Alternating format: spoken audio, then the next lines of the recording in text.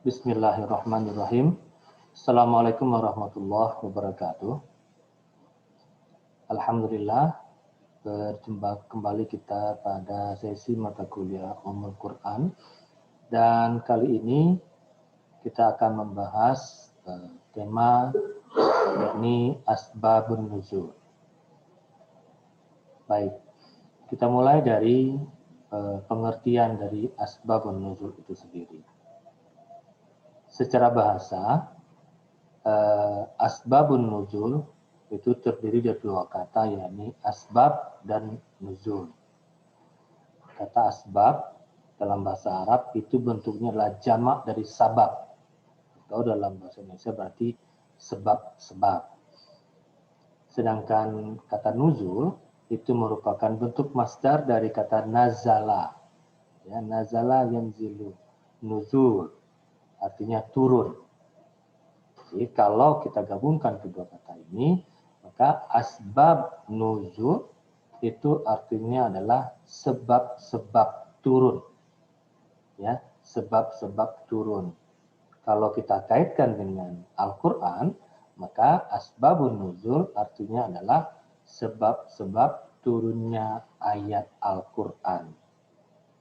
Lebih jelas kita lihat dari pengertian yang disampaikan oleh salah seorang ulama, yakni yang bernama Syabis Soleh. Dia mengatakan bahwa asbabun nuzul itu adalah sesuatu yang bisa berupa peristiwa atau pertanyaan yang melatar belakangi turunnya suatu ayat atau beberapa ayat, di mana ayat tersebut mengandung informasi mengenai peristiwa itu, atau memberikan jawaban terhadap pertanyaan, atau menjelaskan hukum yang terkandung dalam peristiwa itu pada saat terjadinya peristiwa atau pertanyaan tersebut. Ya, jadi kita pahami dari apa yang disampaikan oleh Syekh Sholeh di sini bahwa asbabun nuzul itu adalah segala sesuatu atau segala sesuatu yang melatar belakangi turunnya suatu ayat Al-Quran. Nah, yang melatar belakangi itu bisa berupa peristiwa atau pertanyaan. Ya, ada peristiwa atau pertanyaan. Nah, kita lihat, maka yang menceritakan kepada kita tentang sebab turunnya ayat itu adalah tentu sahabat Nabi yang ada di sekitar beliau ketika itu. Ya, maka untuk mengetahuinya itu kita mengetahui turunnya suatu ayat adalah melalui penelusuran riwayat atau asar yang diterima dari para sahabat yang hidup semasa dengan Nabi Shallallahu Alaihi Wasallam. Karena apa? Karena mereka lah yang menyaksikan perihal atau suasana yang meliputi turunnya ayat tersebut. Ya, atau dengan kata lain, untuk mengetahui sebab turunnya sebuah ayat ini, kita melakukan penelusuran kepada hadis-hadis Nabi yang terkumpul saat ini di kitab-kitab hadis Nabi SAW pada yang sudah disusun oleh para ulama. Di situ cara kita mengetahuinya. Nah, maka dari definisi tadi bisa kita lebih jabarkan lagi bahwa sebab turunnya sebuah ayat itu ada dua, yakni yang pertama adalah peristiwa, ya, ada kejadian yang melatar belakangi. Ini contohnya adalah sebagai contoh gini, ada sebuah peristiwa ketika itu ini terambil dari cerita ini bisa ditemui di hadis-hadis kitab-kitab hadis Nabi, yang mana ini diriwayatkan oleh Abdurrahman bin Auf. Ya, jadi waktu itu Abdurrahman bin Auf mengundang makan Ali bin Abi Thalib dan kawan-kawannya. Nah, ketika makan bersama itu, Ali bin Abi Thalib dan para kawan-kawannya disuguhi khamar atau minuman keras, sehingga kemudian mereka mabuk. Ingat ya, pada masa itu pada masa ketika kejadian ini khamar itu belum dilarang untuk dikonsumsi oleh umat Islam. Makanya mereka biasa meminum khamar. Nah, ketika itu mereka sampai minum agak banyak, terus kemudian mabuk. Yang namanya orang mabuk itu kadang-kadang kehilangan kesadaran. Nah, setelah mereka dalam kondisi masih mabuk itu, kemudian datang waktu sholat dan mereka ingin bersolat berjamaah. Dan mereka meminta Ali untuk menjadi imam ketika itu. Nah, karena Ali pun kemudian menyanggupi menjadi imam dalam sholat tersebut. Dan dia menjadi imam ketika sedang dalam kondisi mabuk. Nah, dalam kondisi seperti itu, lalu Ali tersalah dalam membaca ayat, yakni beliau membaca surat Al-Kafirun. Ya, Al-Kafirun kan mestinya berbunyi kul ya ayyuhal kafirun la a'budu ma ta'budun wala antum abiduna ma a'bud wala ana abidum ma abattum wala antum abiduna ma a'bud lakum dinukum waliyadin. Nah, Ali tersalah dalam membaca, dia tidak membaca la. Ya, la-nya ketinggalan. Sehingga terbaca kul ya ayyuhal kafirun a'budu ma ta'budun dan seterusnya. Ya. Nah, tentu ini adalah hal yang salah karena artinya jauh bertolak belakang sekali. Kalau kata la itu artinya ada tidak. Ya. Jadi kalau diterjemahkan kul ya ayyuhal kafirun la a'budu ma ta'budun, wahai orang kafir, aku tidak menyembah apa yang engkau sembah. Jikalau kata tidaknya dihilangkan, maka menjadi aku menyembah apa yang engkau sembah. Itu ini adalah sesuatu yang salah. Nah, hal ini lalu dikadukan oleh sahabat kepada Nabi Muhammad SAW tentang hal ini. Maka turunlah surat An-Nisa ayat 43 yang berbunyi, ya ayyuhalladzina amanu la taqrabus sholata wa antum sukara hatta ta'lamu ma taquluna wala junuban illa 'abidis sabilin hatta tattasilu. Ya, yang artinya hai orang-orang yang beriman, janganlah kamu sholat sedang kamu dalam keadaan mabuk sehingga kamu mengerti apa yang kamu ucapkan.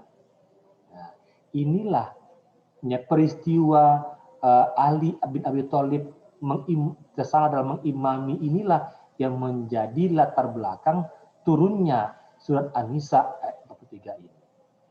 Jadi pada surat An-Nisa ini dikatakan bahwa kita tidak boleh sholat ketika dalam kondisi mabuk. Ini kondisi di mana kita tidak sadar apa yang kita ucapkan. Nah, ini contoh daripada sebab turunnya ayat yang dilatar belakangi oleh sebuah peristiwa atau kejadian. Yang kedua, itu sebab turun Al-Quran itu adalah pertanyaan, ya, berupa pertanyaan. Ini contohnya, ya, contohnya ini pada sebuah hadis yang diriwayatkan oleh Al-Bukhari, ya. Dikatakan bahwa pada suatu hari Nabi Muhammad SAW melakukan perjalanan, ya, di Madinah dengan bertongkat yang ditemani oleh Ibnu Mas'ud. Ketika itu beliau melewati sekelompok orang Yahudi. Lalu orang Yahudi itu mendekati mereka dan bertanya, ya, ayo kita bertanya kepada Muhammad, ya. Terus mereka berkata, wahai Muhammad, coba terangkan kepada kami tentang ruh, ya. Coba terangkan kepada kami tentang ruh. Nabi berhenti sejenak dan mengangkat kepalanya ke langit. Terlihat beliau sedang menerima wahyu. Jadi begitu mendengarkan pertanyaan ini, Nabi Muhammad tidak langsung menjawabnya. Beliau terdiam dulu sesaat karena beliau tidak ingin gegabah dalam menjawab ini. Beliau seolah meminta petunjuk dari langit dan lalu kemudian beliau menjawabnya karena dengan sebuah ayat, ya. Nah, turunlah sebuah ayat yang berbunyi wa yas'alunaka 'anir ruh qulir ruhu min amri rabbi wala utitum minal ilmi illa qalilan. Ya. Surat Al-Isra ayat 85 Allah berkata, dan mereka bertanya kepadamu tentang roh. Katakanlah, roh itu termasuk urusan Tuhanku dan tidaklah kamu diberi pengetahuan melainkan sedikit. Ya. Ayat ini turun untuk menjawab pertanyaan orang Yahudi tadi bahwa untuk urusan ruh maka Nabi Muhammad tidak berkenan untuk menjawabnya karena Allah sendiri mengatakan bahwa urusan roh itu adalah urusan Allah. Dengan demikian maka Nabi Muhammad SAW tidak menjawab pertanyaan yang disampaikan oleh Yahudi tadi, namun menjawab dengan ayat ini. Dia mengatakan, saya tidak bisa menjawab tentang roh karena itu urusan Tuhanku. Inilah bunyi ayatnya. Ya, jadi surat Al-Isra ayat 85 ini penyebab diturunkannya atau sababul nuzul ayat ini adalah peristiwa ketika Nabi Muhammad ditanya tentang hakikat ruh. Ya, jadi itu dua bentuk dari asbabun nuzul, ya, peristiwa dan pertanyaan. Nah, seperti yang kita katakan tadi di awal bahwa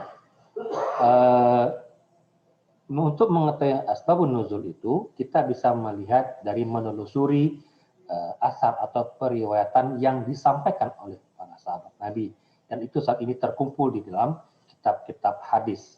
Nah, untuk mengetahuinya ada beberapa ciri khas, ya, ciri yang terdapat pada redaksi tersebut. Yang pertama adalah memuat kata sabab, ya, misalkan bunyinya itu dengan tegas mengatakan sababu nuzuli hadil ayat kaza wa kaza.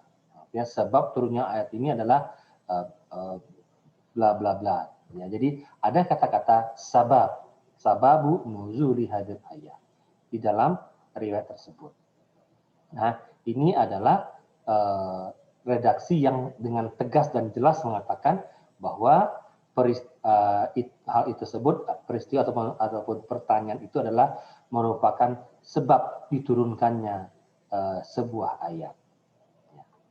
Yang kedua itu menggunakan kata fa, ya, yang berarti maka.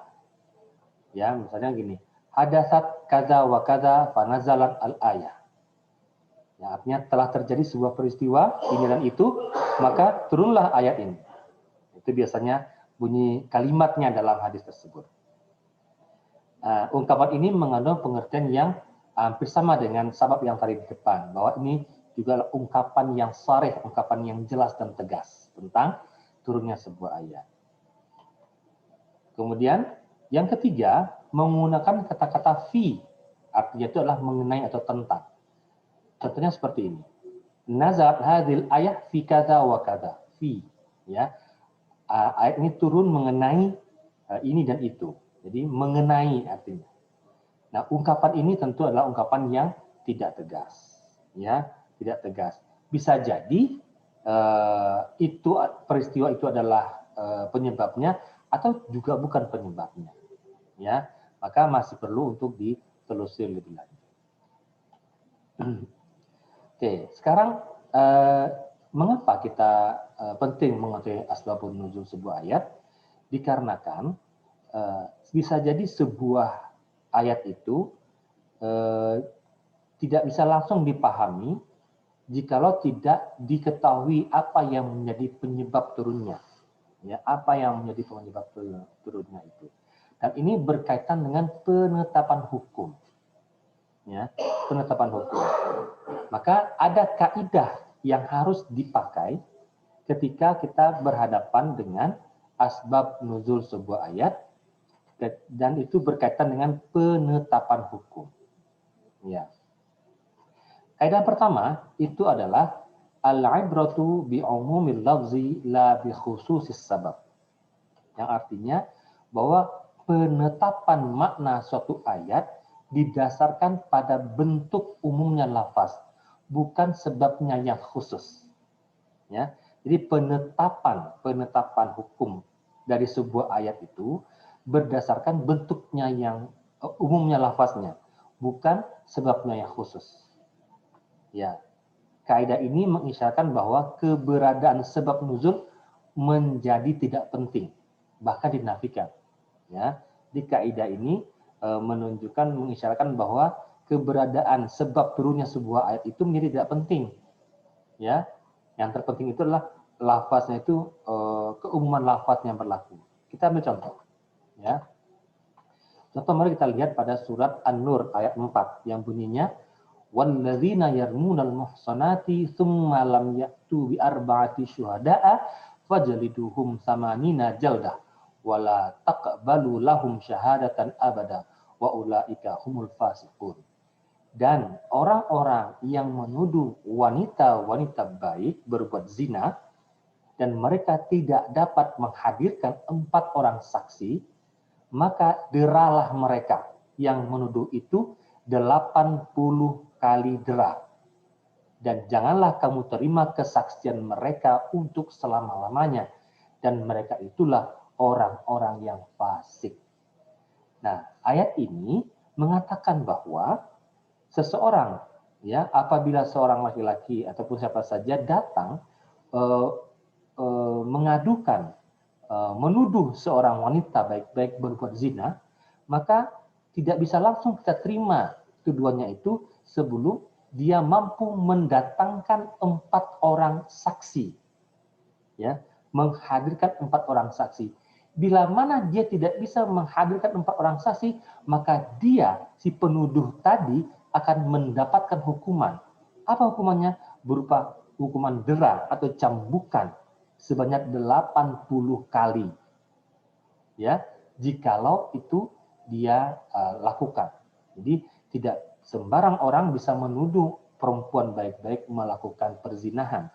Kalau dia melakukan penuduhan itu boleh asal dia mampu mendatangkan 4 orang saksi terhadap wanita itu. Kalau tidak, maka dia akan mendapatkan hukuman berupa hukuman cambukan sebanyak 80 kali cambukan. Nah, ada sebuah peristiwa. Ya, ada sebuah peristiwa yang terjadi ketika itu adalah bahwa ada seorang bernama Hilal bin Umayyah. Ya, Hilal ini datang kepada Rasulullah SAW dan dia mengadukan tentang istrinya yang berzina. Ya, dia mengadukan tentang istrinya yang berzina. Nah, Nabi kemudian berdasarkan ayat tadi, An-Nur ayat 4 tadi mengatakan bahwa mana buktinya? Datangkan buktinya. Kalau tidak ada bukti, ya mana saksimu? Ya, harus ada 4 orang saksi. Karena kalau tidak kamu datangkan 4 orang saksi, maka aku akan mencambukmu, kata Rasulullah. Ya.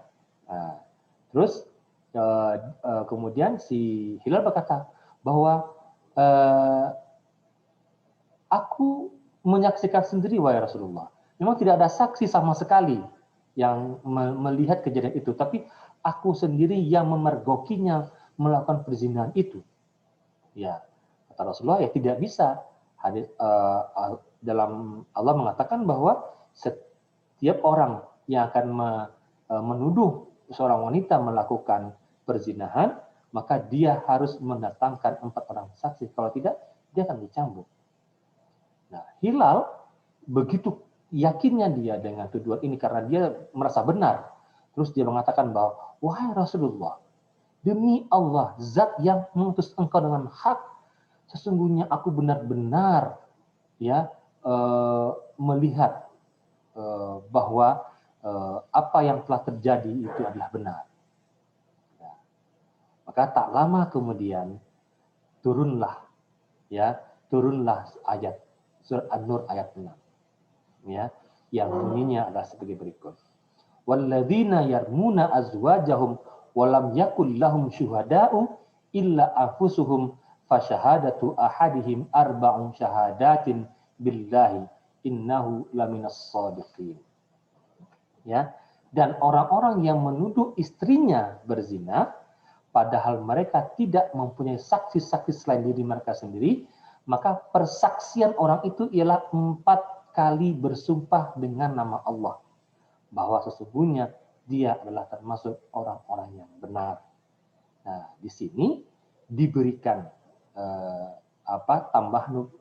aturan oleh Allah bahwa jika seorang suami menuduh istrinya berzina dan tidak ada saksi yang bisa didatangkan, maka dia boleh mengganti 4 orang saksi tadi dengan bersumpah, mengucapkan 4 kali sumpah atas nama Allah.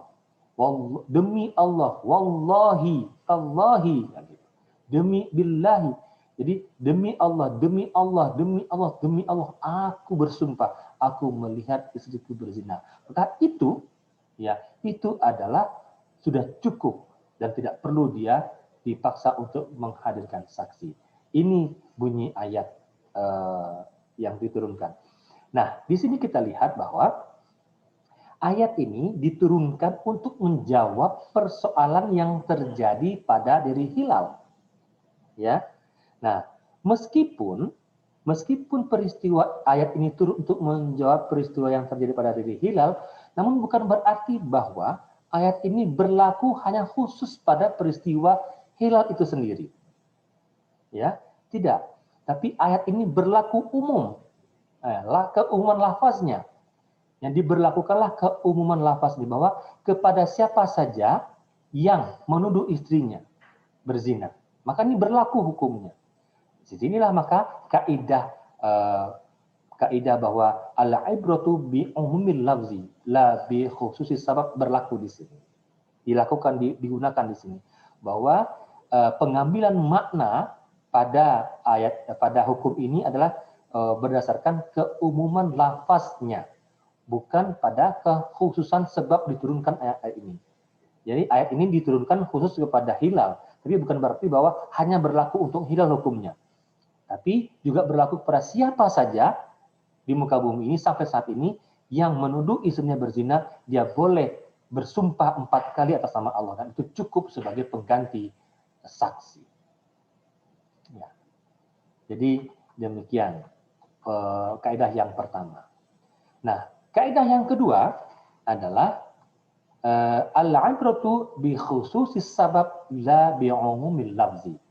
Bahwa penetapan makna suatu ayat didasarkan pada penyebabnya yang khusus atau spesifik, bukan pada bentuk lafaznya yang umum. Nah, ini kebalikan yang tadi, bahwa makna yang ditetapkan adalah makna yang bersifat berdasarkan penyebabnya yang khusus, bukan lafaznya yang umum.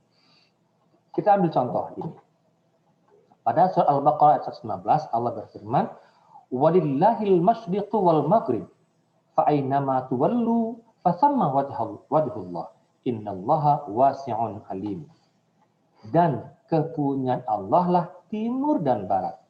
Maka kemanapun kamu menghadap, disitulah wajah Allah. Sesungguhnya Allah maha luas rahmatnya, lagi maha mengetahui. Ya. Nah, kita lihat ya. Jadi menurut hadis riwayat Muslim, Tirmidzi dan Nasai bahwa ayat ini menjelaskan sebab nuzulnya sebagai berikut. yakni ketika Rasulullah dalam perjalanan ke Mekah, dari Mekah ke Madinah, beliau sedang salat sunnah di atas kendaraan dan menghadap sesuai dengan arah tujuan kendaraannya. Ya, jadi ketika itu Rasulullah melaksanakan perjalanan dari Mekah ke Madinah. Beliau naik kendaraan onta. Ya, nah ketika itu masuk waktu sholat. Rasulullah sholat menghadap ke arah kemana kendaraannya itu menghadap. Ya, nah itu kemudian mereka bertanya kepada Rasulullah, mengapa kok bisa begitu?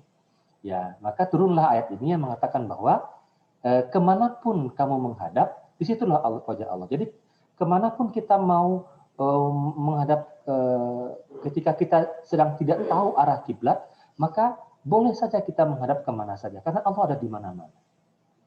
Nah, termasuk juga ketika kita ketika itu Rasulullah sedang dalam peperangan, ketika itu ada kabut tebal yang menutupi mereka sehingga mereka tidak tahu melihat kemana arah kiblat, akhirnya mereka sholat ke arah mana saja. Nah, berlaku dengan hadis ini, dengan ayat ini. Nah, di sini ya di sini pemberlakuannya adalah bahwa kita boleh menghadap kemana saja dalam sholat ketika ada sebab-sebab tertentu. Sebab-sebabnya seperti contoh dari yang telah Nabi Muhammad lakukan ini. Ya, jadi bukan berarti bahwa maknanya umum. Keumuman lafaznya nggak bisa digunakan, bahwa di situ kan dikatakan Allah itu ada di mana-mana, maka hadapkanlah wajahmu kemana saja. Itu memang umum lafaznya, tapi tidak bisa digunakan untuk menentukan arah kiblat. Kita boleh menghadap kemana saja ketika ada penyebabnya. Nah, maka di sini yang digunakan adalah, yang diambil adalah sebab khusus terjadinya peristiwa tersebut. Ya, ini kita boleh menghadap kemana saja dalam sholat asalkan ada sebabnya. Ya, ini contoh ketika kita berada dalam kendaraan atau ketika kita tidak mengetahui dengan jelas kemana arah kiblat. Ya. Jadi itulah dua kaidah yang berlakukan, yang digunakan dalam penetapan makna dari asbabun nuzul. Ya. Terakhir, apa sebenarnya kegunaan kita mengetahui asbabun nuzul? Ya, kegunaan mengetahui asbabun nuzul itu yang pertama adalah untuk mengetahui rahasia dan tujuan Allah mensyariatkan agamanya melalui ayat-ayat Al-Quran.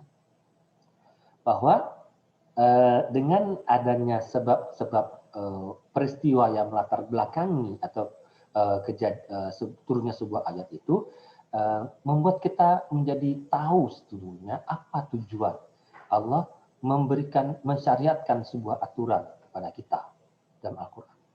Ya. Yang kedua, untuk memudahkan pemahaman Al-Quran secara benar, sehingga terhindar dari kesukaran dan memperkecil kemungkinan salah. Dengan mengetahui asbabun nuzul tadi, membuat kita jadi lebih mudah memahami ayat Al-Quran tersebut, sehingga kita terhindar dari susah memahami dan kecil kemungkinan terjadi kesalahan kita dalam memaknai sebuah ayat. Dan dengan mengetahui latar belakang cerita di balik turunnya sebuah ayat itu, tentu akan mempermudah kita dalam memperkuat hafalan Al-Quran, ya, terutama ayat-ayat yang memiliki kemiripan redaksi. Dengan kita mengetahui cerita di balik sebuah ayat, tentu akan membuat kita menjadi mudah dan kuat hafalan kita terhadap sebuah ayat. Jadi demikianlah sedikit penjelasan mengenai asbabun nuzul. Semoga penjelasan yang singkat ini dapat dipahami dan bermanfaat untuk kita semua. Lebih dan kurangnya mohon maaf. Assalamualaikum warahmatullahi wabarakatuh.